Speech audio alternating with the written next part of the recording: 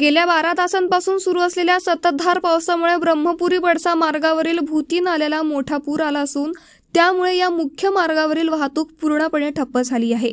या नाल्यावर पुलाचे काम मागील 2 वर्षापासून सुरू आहे, मात्र अद्याप हा पूल अपूर्ण असून वाहतुकीसाठी तात्पुरत्या स्वरूपात पुलाच्या बाजूने पर्यायी रस्ता तयार करण्यात आला होता। परंतु थोडा जरी पाऊस आला तरी हा मार्ग पूर्णपणे जलमय होतो।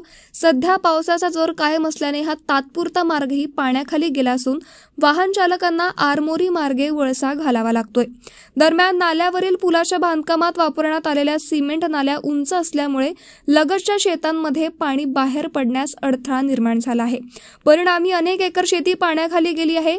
शेतकरी आता पंपाच्या सहाय्याने पाणी शेतातून बाहेर काढण्याचा प्रयत्न करत आहे। ग्रामीण भागातील नागरिकांनी सतर्क राहावे असे आवाहन स्थानिक प्रशासनाकडून करण्यात आले आहे।